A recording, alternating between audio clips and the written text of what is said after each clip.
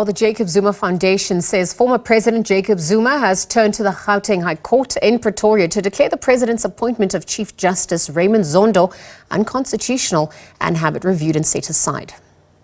The president appointed Zondo as Chief Justice in April last year following interviews with the Judicial Service Commission. The body resolved to recommend that Supreme Court of Appeal President Mandisa Maya for the position. The recommendation, however, is not binding on the president, who later appointed Maya as the Deputy Chief Justice. In a statement, a spokesperson for the foundation, Mzwanele Manyi, says that the next step will be the provision of the JSC records and deliberations. For more, let's bring Advocate Paul Hoffman. He is the Director for the Institute for Accountability in Southern Africa to weigh in on these developments. Advocate Paul, thank you for your time with us and welcome to the SABC. Good afternoon, Liesl, and good afternoon to all your viewers too. Let's look at the developments. I wonder how you'd weigh in. What do you make of this by the move by the former president wanting a review of Justice Zondo? I think former President Zuma is in danger of being declared a vexatious litigant. The facts are simply this.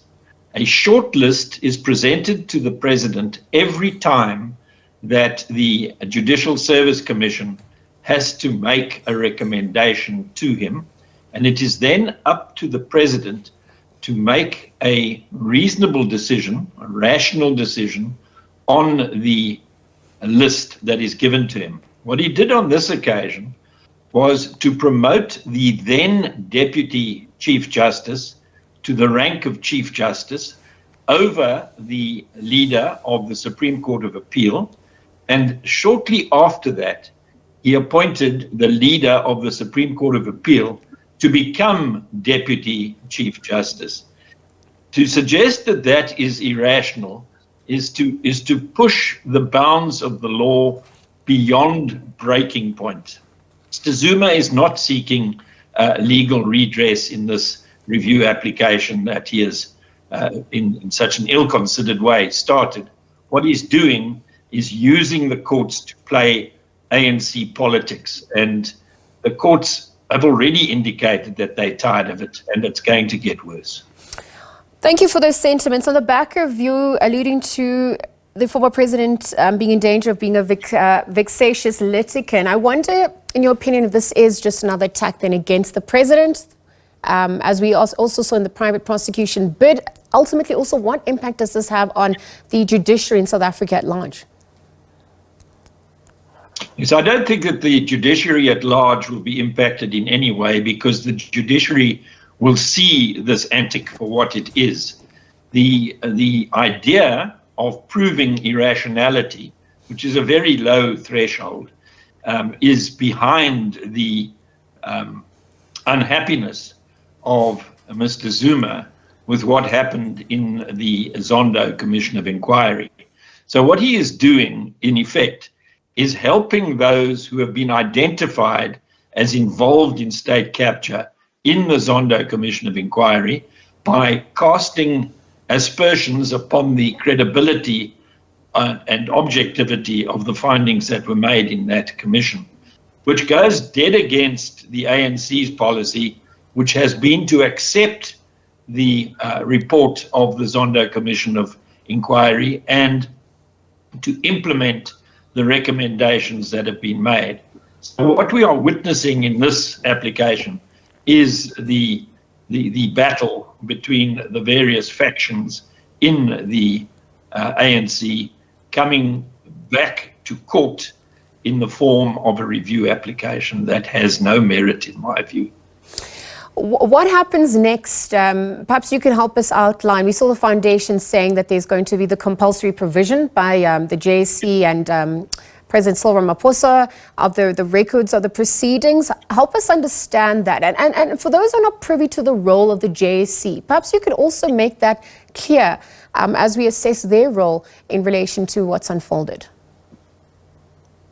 Yes, well, the role of the JSC, insofar as this particular case is concerned, is to vet applicants for high office, and there is no higher office in the judiciary than that of Chief Justice, and to having gone through the vetting procedure, to submit a shortlist to the president for his consideration.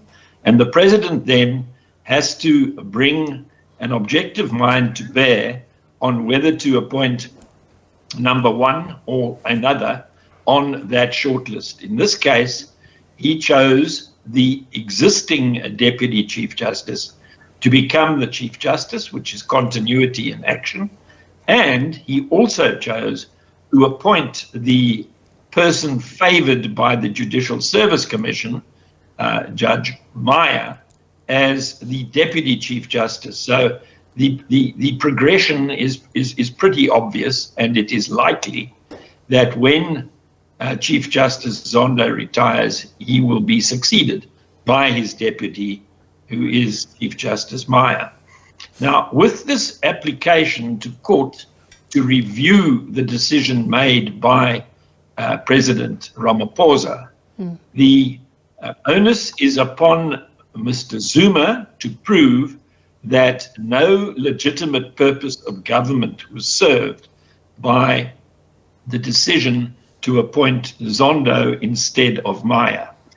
In order to get to the bottom of the decision-making process, he is entitled, in terms of the rules of court, to have access to the documentation that informed both the decision of the Judicial Service Commission, which is exercising its functions in relation to the appointment of judges in this case, and also such documentation as exists that informed the President's decision to prefer Chief Justice Zondo over Deputy Chief Justice Meyer when he made his decision.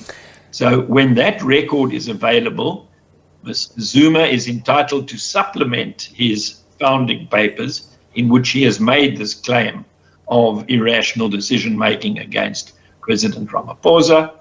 President Ramaphosa and the Judicial Service Commission then get an opportunity to respond, and Mr. Zuma replies to anything that requires a reply, and the matter is then ripe for hearing in the High Court, where I confidently expect that Mr. Zuma will be given short shrift by a full bench of the Gauteng High Court, and will then exercise such rights as he may have to take that decision on appeal. Thank you for that. Just very quickly, as we wrap up, you alluded to the factions within the ANC at large. Will President Cyril Ramaphosa be called upon to dispel these allegations in court? What impact does this have on perceptions and even the power dynamics at this point? Help us understand that as we conclude. Yes, look, the power dynamics in relation to this particular issue relate to the adverse findings made by the Zondo Commission in its report into state capture. Over 1,400 people and companies were fingered by the Zondo Commission as being involved in state capture, and they are all a little bit nervous at the moment in relation to what may happen to them, both in the civil courts for the raking back of the loot, or in the criminal courts to be held to account for their corrupt criminal activities. So what Mr. Zuma is doing by creating this sideshow is basically giving the state the excuse to say, well, until we know whether the courts think that Chief Justice Zondo did a good job or not, we are going to have to wait and let that find its way through the courts. And in that way, the whole issue gets postponed until after the 2024 election, and everybody in the ANC, the good, the bad, and the ugly, can all face the electorate and say, well, we're waiting for Mr. Zuma's review application to wend its way through the courts, and then there will be other review applications from those who were put in the crosshairs by the Zondo Commission's report, who will individually also fight about not only the good work done by the Zondo Commission, but also in relation to whether or not the Chief Justice should have recused himself in the course of the Zondo Commission hearings. So all of that is just a way of kicking the can down the road and avoiding accountability for the corrupt activities that have been identified in the Zondo report.